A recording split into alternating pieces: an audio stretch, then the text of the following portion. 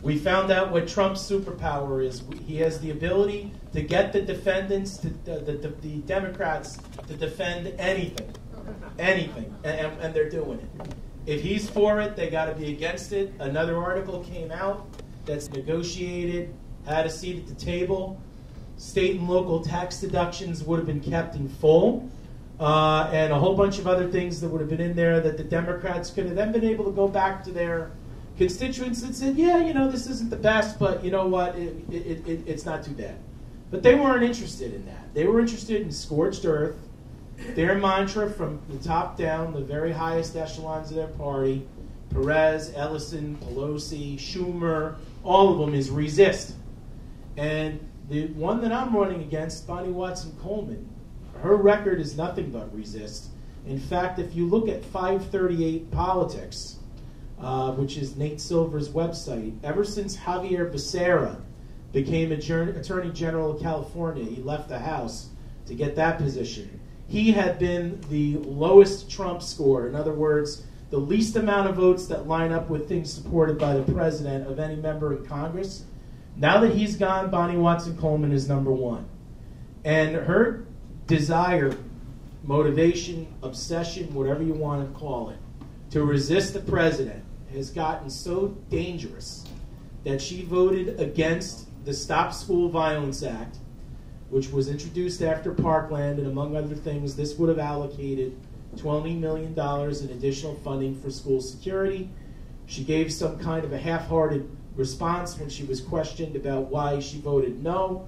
We all really know why she voted no. She voted no because in her mind, she's got to vote against everything the president is for. That's why. And then recently, just this week, a moment of silence was held after, unfortunately, the shooting in Santa Fe. And Speaker Ryan called everybody up who was a member whose district had a school shooting. And they had a moment of silence. And at the end, she screamed out, and it was heard on the news and shared everywhere. Your moments of silence won't save a single solitary life. Do something. All right? And I agree with her. Moments of silence won't save a single solitary life. But she had the opportunity to do something. She had the opportunity to vote for the Stop School Violence Act. 407 members, I should say, of Congress in both parties, Republican and Democrat, including Pelosi, Waters, and all the usual Democrat leftist suspects. 407 total members of Congress voted for this bill. 10 voted no. She was one of them. Had the opportunity to do something, thoughts and prayers and moments of silence won't save lives, and I get that. But neither will politicians saying one thing, no matter how loud, and then doing another or not doing anything at all. So why am I running? What I'm running is to get things done, is to get it done for the people of the 12th District and the state of New Jersey who need it done, okay? Because we've gone for far too long with ineffective leadership. As I mentioned before, people complained about, I think a tax reform in general is going to be a fabulous thing for the state, and I think that there's going to be massive benefits to it for even people that are a little bit on the fence or a little bit concerned about it at the end of the day. But for those that are concerned about the loss of the state and local tax deductions, particularly when it comes to property taxes, the Democrats that represent democratically held districts in New Jersey could have given their constituents a seat at the table. They could have given them a meaningful voice there to try to work on it and try to get something done that would minimize any negative impact to people's bottom lines caused by the tax reform. They chose not to. They chose not to. They chose to resist. And my goal is to give everybody a meaningful seat at the table in Washington. Because if you don't have a seat at that table, you're for dinner. And we've seen it time and time again. And that's why New Jersey is 50 out of 50 out of all states in terms of federal tax dollars that we send to Washington versus what we get back in return. Essentially, we've been the piggy bank of the country for many, many, many years. And we've gotten nothing back. And now our state is broke. And I don't know why Murphy thinks he can spend all this money that we don't have. He's going to be reaching in your pockets for it. But, the Democrats, if they win the House, they will take Phil Murphy's agenda national. Because that's where he gets his from. That's what he's doing here, and he wants to take that national. We don't want that to happen. That's not constitutional principles. That's not what our nation was founded on. We believe in limited government, right-sized government, It'll be there for people that need it, but the scope and the reach needs to be reasonable. And what they're looking to do is to take away your freedom and to give out free stuff. And that's not a way to go. It's a recipe for disaster. Socialism has failed everywhere that it's been tried. All right? You see what's going on in Venezuela right now? Sad situation, but those are exactly the kind of policies that the modern Democrat Party of 2018 wants to bring here. And why I say modern Democrat Party of 2018, well, if you look at what happened, thanks to President Trump's leadership, we moved the U.S. Embassy in Israel to Jerusalem. And every member of Congress in both parties was invited to go. Not one single Democrat showed. The only former Democrat that was there was Senator Joe Lieberman. And him being there shows us, everybody, even Democrats, one thing, that the Democrats of 2018, they're not the Democrats of FDR. These are not the Democrats of JFK. These are not the Democrats of even President Bill Clinton. And that was the era that Senator Lieberman was in Congress and the Senate, and he was his party's nominee for vice president just 18 years ago. What's changed in 18 years? Well, they've become radical. They've become leftists. And you know, when you look at the types of things that they're opposing, all Trump wants to do, all he wants for every American is two things: that you be safe, that you be prosperous. And they're resisting that. They're resisting new jobs. They're resisting manufacturing coming back here. They're resisting the lowest unemployment that we've had, lowest minority unemployment that we've had since those stats are being tracked. Record stock market highs, foreign policy wins. They're resisting all of it. Another thing came up, GDP growth is at a high. We have houses that have higher income than they've had before, higher household income. A lot of positive things are happening, and they can't live with themselves. They can't function. They can't accept that he is our president. They can't accept that they're not in power. So what we have to make sure that we do is recognize that Nancy Pelosi's path to the speaker's gavel runs right here in New Jersey. They are targeting all 12 of New Jersey's congressional districts. They think they can sweep every single one of them. They're wrong. We're going to show them that they're wrong. And we're going to show them how wrong. Because I think we can take the 12th, and I'm pretty sure with everybody's help we'll make it happen. Because right now, we need problem solvers in there. We need New Jersey, people that live in New Jersey, the problems are no one can afford to live here. We have government, letting people down left and right. You have the Trenton Waterworks, which is a complete and unmitigated disaster. The current mayor of Trenton, it's on his watch. It's Eric Jackson. He's running away. He's not seeking re-election because of those issues. And my opponent is connected to the Democratic machine in Mercer County, which is letting a lot of people down right now. And we can't afford to be let down anymore. People are struggling badly to afford to live here, to keep their houses, to put their kids through school, struggling with student loan debt, trying to find jobs. And the Democrats have no message for people that are struggling. And one thing that I came up with is a new policy initiative that I'm rolling out and speaking about this week. One of the things I want to accomplish when I'm in Congress is I looked at an article that said that 40% of all adults in America can't scrape together $400 for an emergency expense. You can't even pull together $400. So the idea that I came up with is this: to create a new class of through federally insured banks that are part of the Federal Reserve, that are insured by the FDIC, to create a new class of qualified emergency savings accounts. And what these are is, it's similar to a Roth IRA. You'll be able to contribute up to $5,000 of your income, that's the number that I'm starting out with, but obviously that's subject to change, into those accounts every year, tax-free, federal income tax-free. And then when you have an unexpected expense in your life, whether it's medical, whether a tree falls on your fence in a storm, and the damages to your fence is significant, but it's below your homeowner's deductible, and you have to be out of pocket. Anytime you have a spike, unexpected, thunderbolt type, unexpected expense, you should have money saved, tax-free, that you can tap into to handle that expense. And it'll be a fantastic thing for the economy, It promotes personal responsibility. We need to get people to save money. The banks will love it. Employers will love it because we'll give them the same benefits that they get for matching contributions to Roth IRAs, all the incentives that they have to do that. And it'll be a win-win for everyone. But these are the kinds of solutions that you will never hear from the modern Democrats of 2018. They're not thinking about that. They're thinking about how we can raise taxes, how we can concoct schemes like the charitable property tax fund that Murphy came up with, that the IRS just came out with this week with a, guess what, Murphy, the hammer's dropping. They put the warning out there, we're going to address this. He's essentially encouraging people to evade federal income tax, to stick it to Trump in his own mind. And the only casualties of Phil Murphy's imaginary war against Trump that he's waging in his own head is the taxpayer. We're going to pay the price of all the policies that he wants to put through, which were unheard of, unthinkable years ago, even the Democrats. So out there.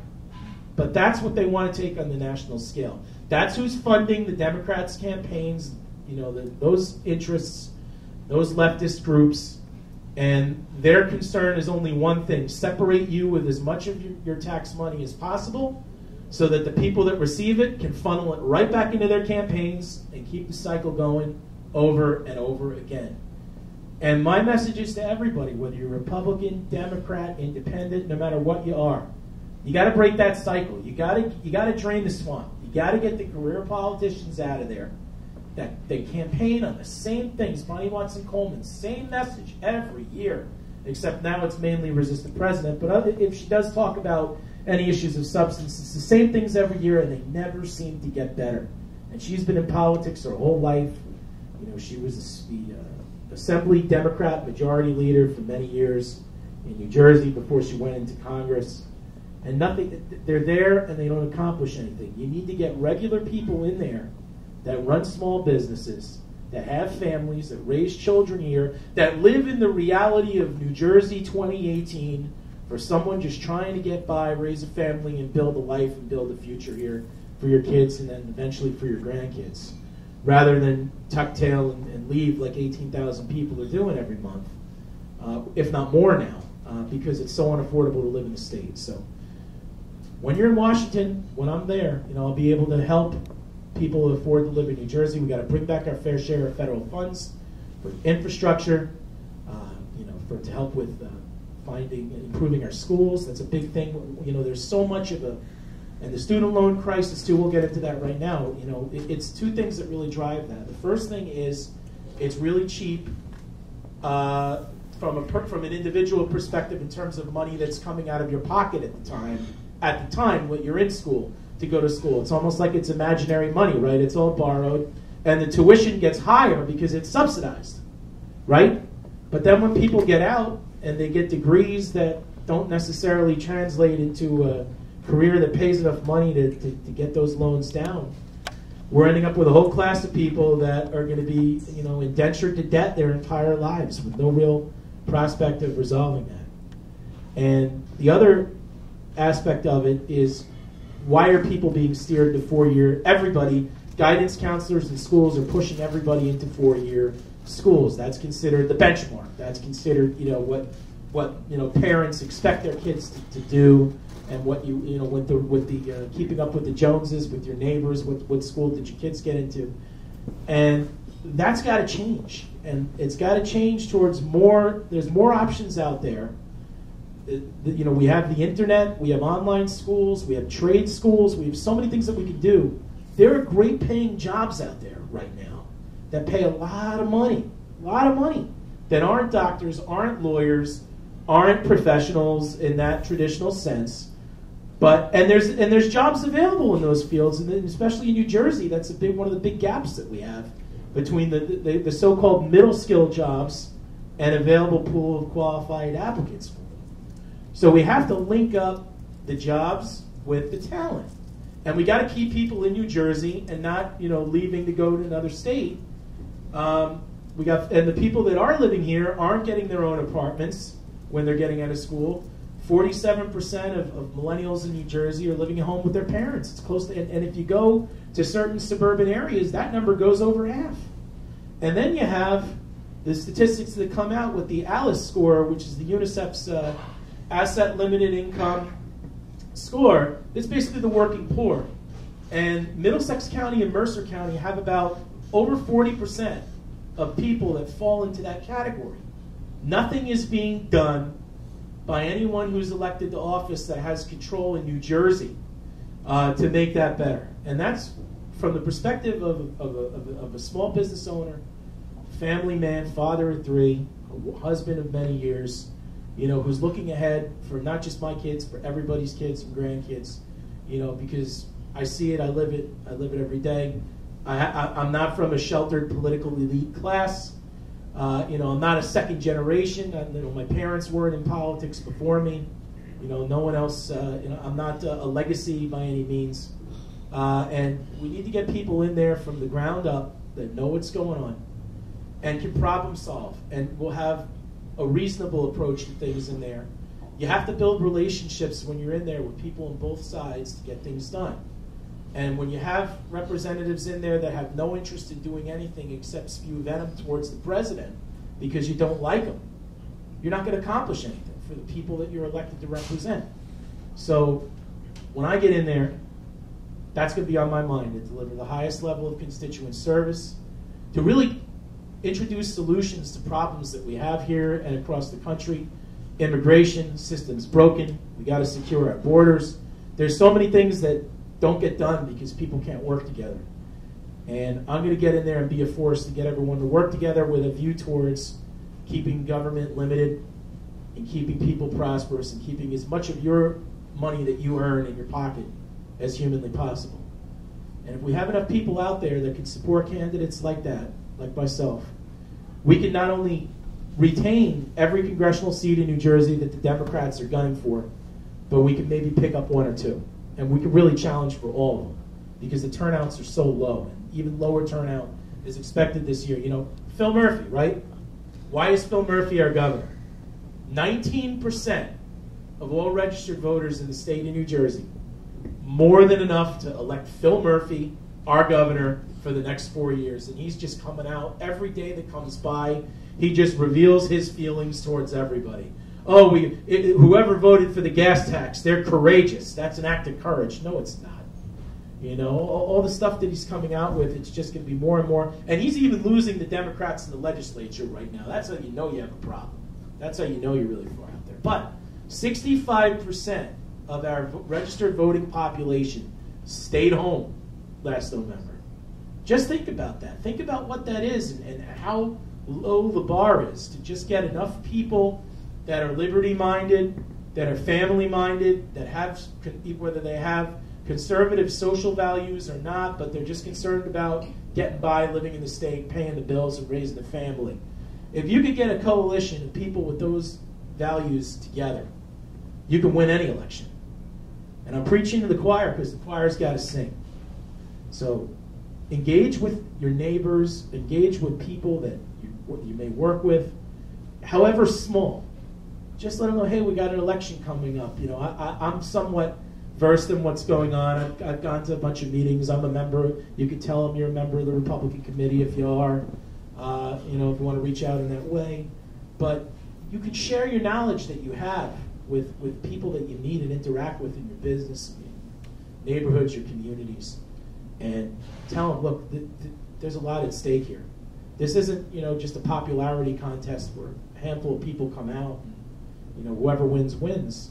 These are serious things in your life are impacted by these elections. Your bottom line, the safety and security of your kids at school, safety and security of our borders, of our country. Everything's at stake here. It can't be more important.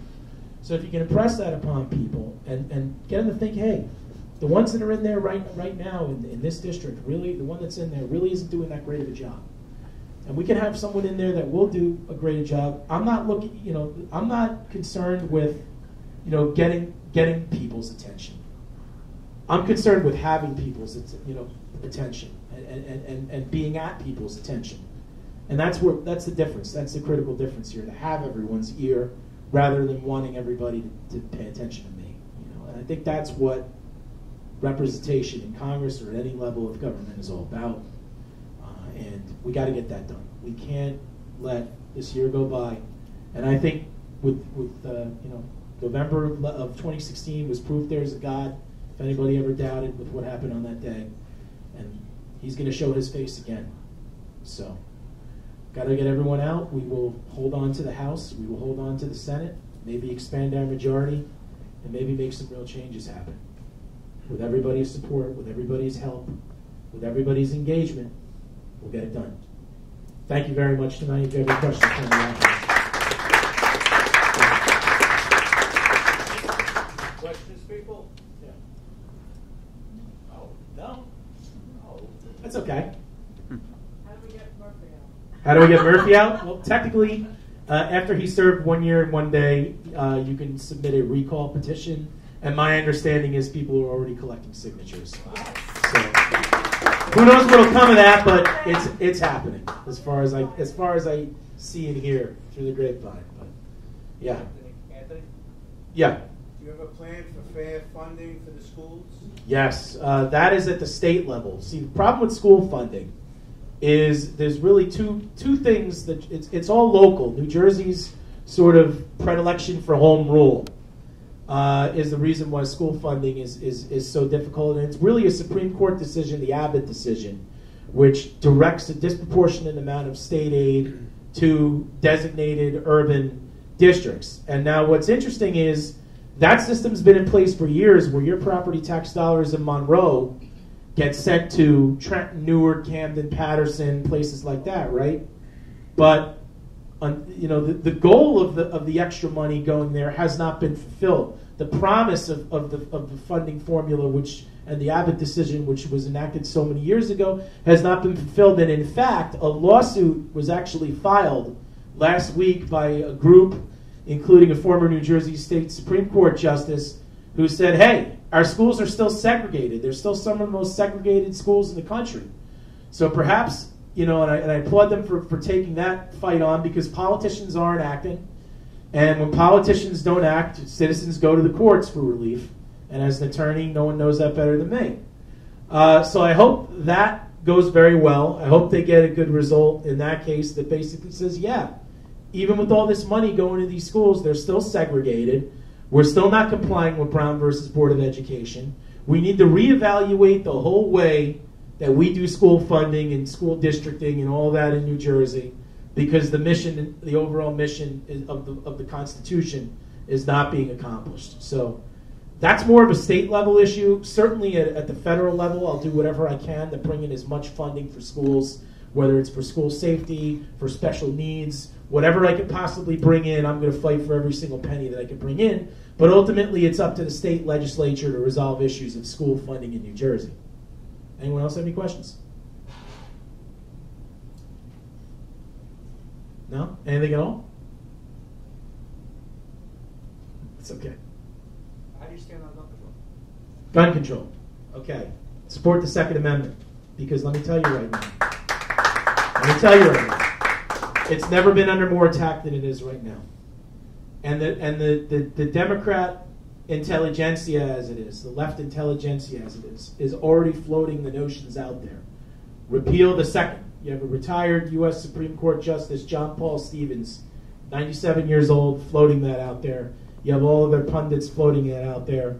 You have Democrats that get elected at every level of government, from the highest to the town council level, are following that agenda. In fact, you know what's going? There's two things going on. In Deerfield, Illinois, recently a ban was enacted at the local level by their council, which says if you have an AR-15 or if you have a magazine over 15 rounds, you got to surrender it, and if you within the town limits. And if you don't, you get fined $1,000 a day.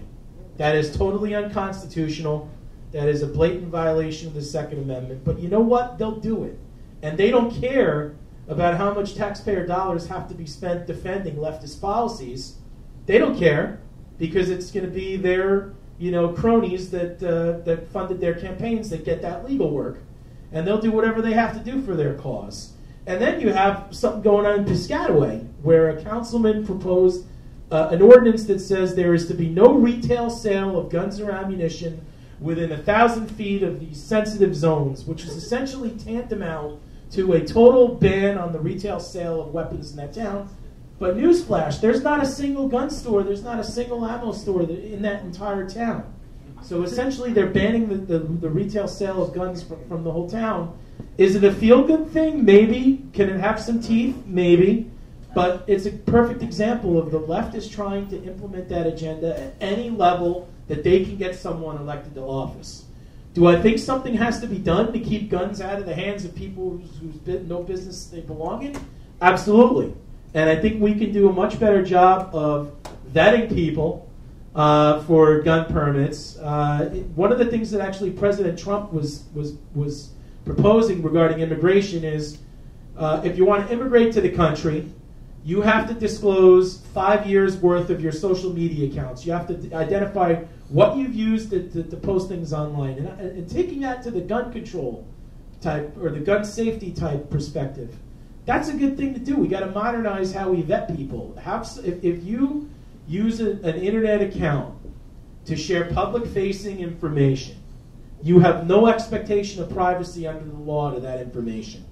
And therefore, if you're applying for a firearms purchaser ID, you should be required to disclose every internet account that you have used to share public-facing content for a certain number of years. Because if you look at the school shooters, right, a lot of them have a common thread, and that thread is that they signal to everybody who will look or listen that they're inclined to do something, and maybe inclined to do something very specific. I know Nicholas Cruz, there was a report that he had posted a comment on a YouTube video somewhere, I'm ready to shoot up a school, something of that nature. So, and the other guy, the one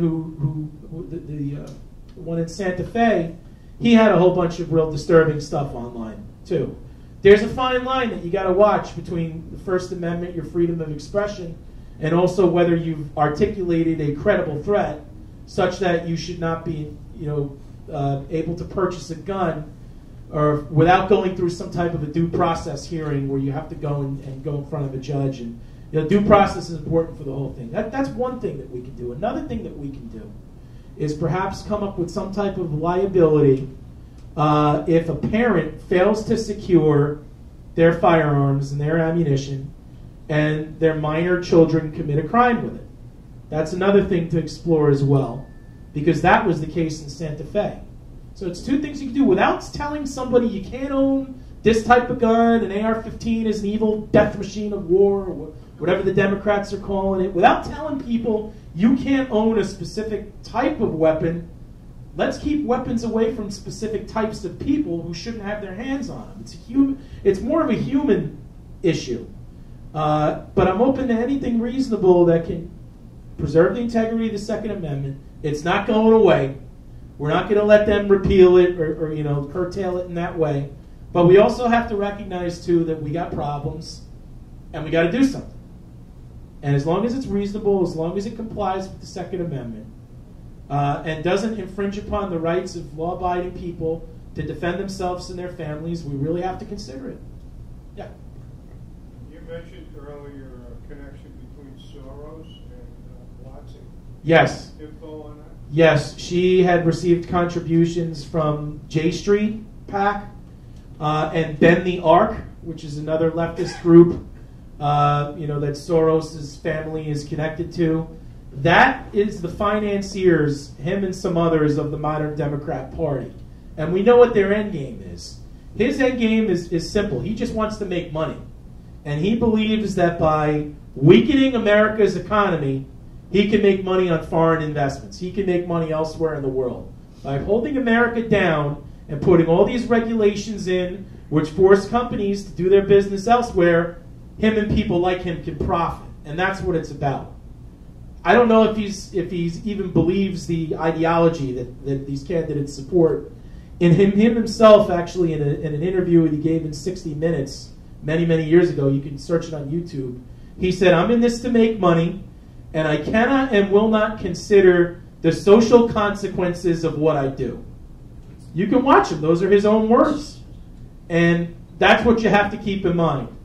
They say things, they throw noises out there which rile people up and get them, to come out and vote and motivate their base, right? But remember why they're in there. Remember who's funding their campaigns. Remember the objectives of their donors.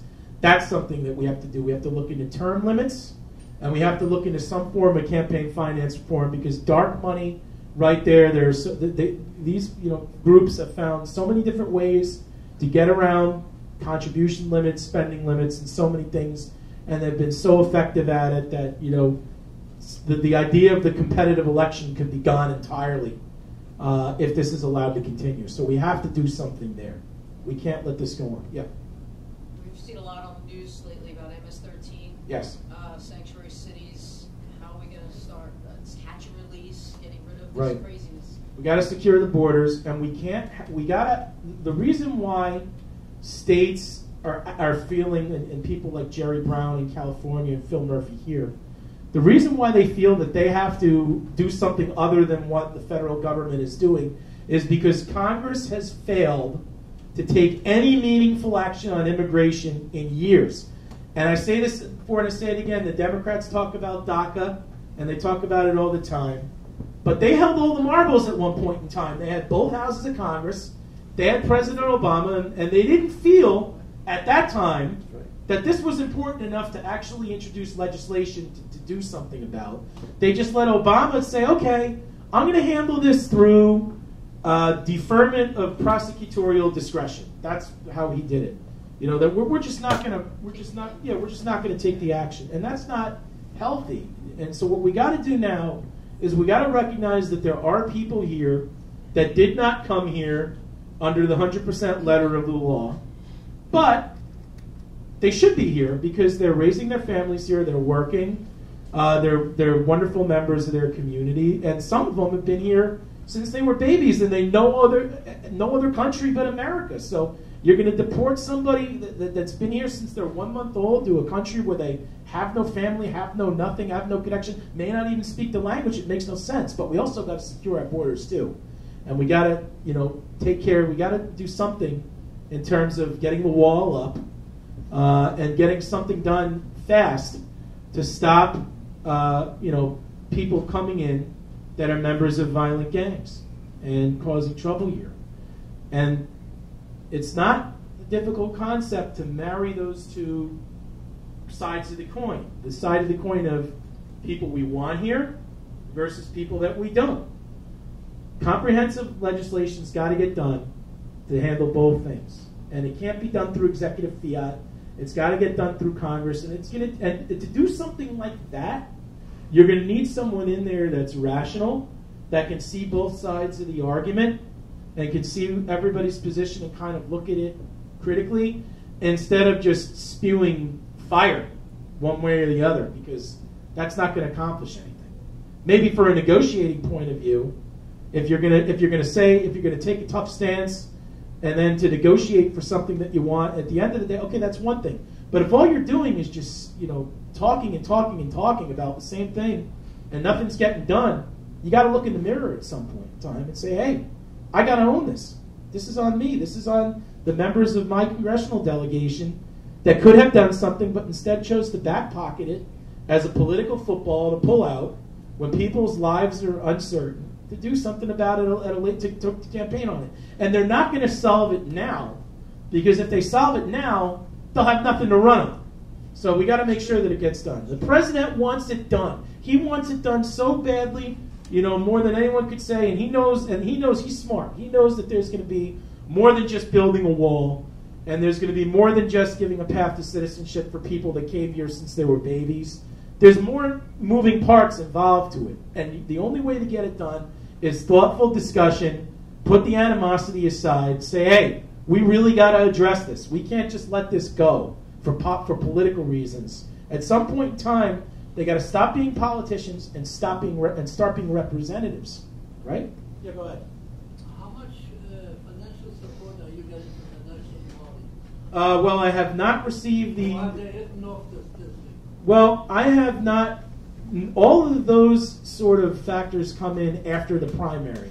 Although I'm the presumptive nominee, I don't have the nomination until after the primary. So I've had some very encouraging discussions with some people, and good things I fully expect to happen. We got a lot of excitement, a lot of reason to be excited in New Jersey, from the top of the ticket, from Bob Hugan all the way down, and I hope everybody gets out and spreads the word about Bob Hugan. He's not here. His representatives are not here tonight, so I'll kind of pick up and carry the water for a guy I like a whole great deal. I have no problem doing that. He wants to accomplish pretty much the same things that I do. Yeah.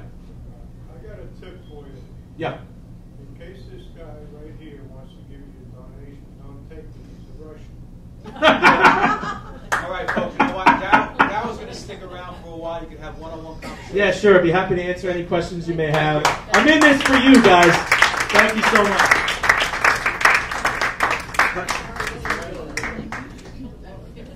Clap for a little Okay. bit more. Please clap some more. Darryl will stick around for a while if you want face-to-face questions with him. In the meantime, I'd like to open the floor. I'd like to open the floor for anyone who's got a question for the club. Yes, Ron. Why am I not shocked? Why are you hiding? Why are you hiding? How do we find out if we're opposed to How do you find out if you what? Did anybody knock on your door, big guy? There's I got a guy. He comes to the he comes to the house. You're out. You're fine. You don't know anything. Peter? Yeah. Thank you. All right. I'd like to thank the young lady at the front table who's standing next to me now for the goodies that we have. They're all homemade. All right. So enjoy. And she worked her butt off today, and we have chocolate.